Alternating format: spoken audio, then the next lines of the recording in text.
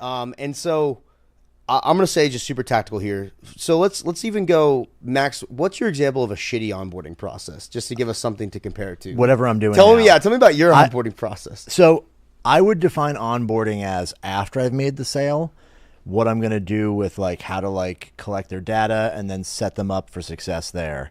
But I imagine that's not right because I look at your head shaking and I'm like, you don't know what you're doing, Max. Well, so it is. I mean, so we do want to do another episode too on the sales process. I think sales and onboarding kind of go hand in hand. Yeah.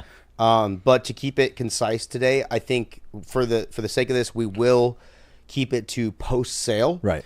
One of the main things I want to point out is I believe that the onboarding an onboarding call should happen, and it should be a different call than the sales call. Yeah. The sales call is purely to get them to the endpoint, which is the goal would be to sign them up, and then from there the onboarding commences where we schedule. There's a exchange of funds that occurs hopefully.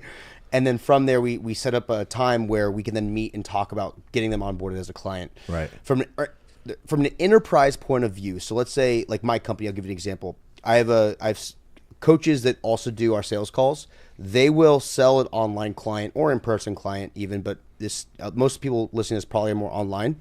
They'll sell them and then they'll book that onboarding call with the coach. Right. Coach has a very clear script on what they're going to cover in the onboarding call, in the one-on-one onboarding call.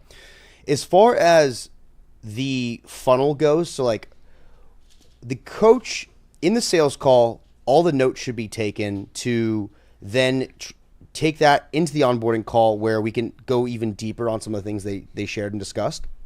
But what I really want coaches to do is in that onboarding call, we really need to get super clear on what the client wants. I find one of the main issues, a big mistake that a lot of coaches make here is they do a sales call, they get all this information, and then they go and have the onboarding call a few days later, whatever it is, and then they didn't actually note down any of the notes that the client talked about. So then you're talking with the client, asking them what equipment they have available, but you kind of already talked about that. Yeah. Or you'll ask, oh, so how are you feeling? Are you healthy? And they just told you that they're 4 months out from shoulder surgery, and there's issues there. Yeah. I'm sure you've experienced. You're describing exactly what I do.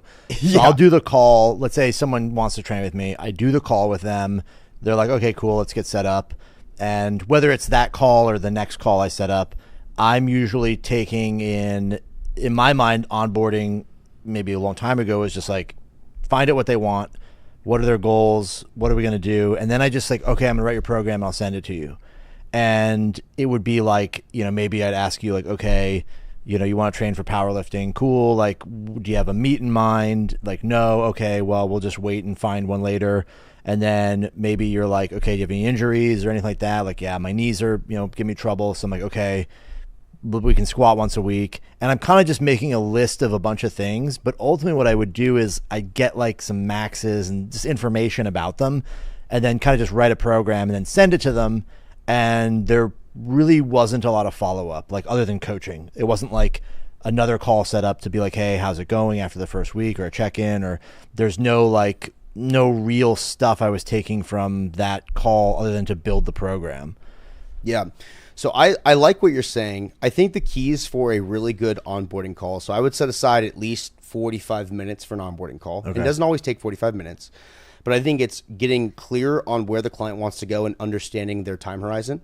I've seen a lot of failure with, they said they have X goal, but didn't talk about how long they want it to take. And 3 months in, they go to cancel. And in your head, their goal was a 6-month goal, but it wasn't to them. Right. So we create an issue there. So getting clear on what the goal is, getting clear on what their expectations are as far as time completion, and being the coach in the situation and letting them know if their expectations from the time standpoint aren't realistic.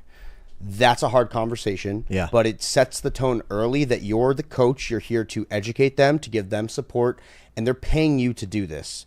Now, with that being said, we've talked about coaches not listening to clients before and giving them the product they're not looking for, and they may quit. But you're doing the right job as the coach by telling them how much time a goal will take so that they can stay safe, so that they can stay healthy, and they can stay in this game long-term and not short-term and just get injured right off the bat. Right. If a client isn't able to handle that and they don't agree with your time expectations, that is actually like a client red flag that maybe we discuss further on another podcast episode, but what client red flags actually are. But ultimately, we do want to make sure that their expectations align with your expectations, so expectations are met and not missed.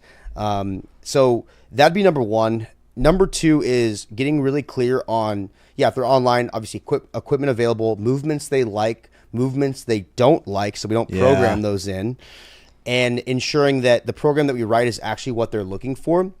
The other good question to ask would be training session time length. So if a client is really, really busy, they're looking just to get stronger, lose weight, whatever it is, but they can only have 90 minutes to work out. Like, it's important to know that so that you can educate them on rest periods, or you can trim down exercise selection to get them where they're going. The other thing is frequency. Right.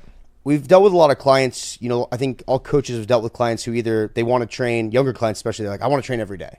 I want to train multiple times a day, every day. And again, that's when we go into coach mode, put the hat on and say, is this realistic? Yeah. Or maybe down the road, truncating that down and explain to them, you're only hitting 5 of 6 days where we're going to bring this down, and here's why. So having all of that noted down in the beginning sets you up for success with the client so that you can look back to it and be like, look, Max, you told me this when we started. You're not doing these things. Right. So you can hold them accountable to it. So you're not just complaining and making stuff up. Yeah.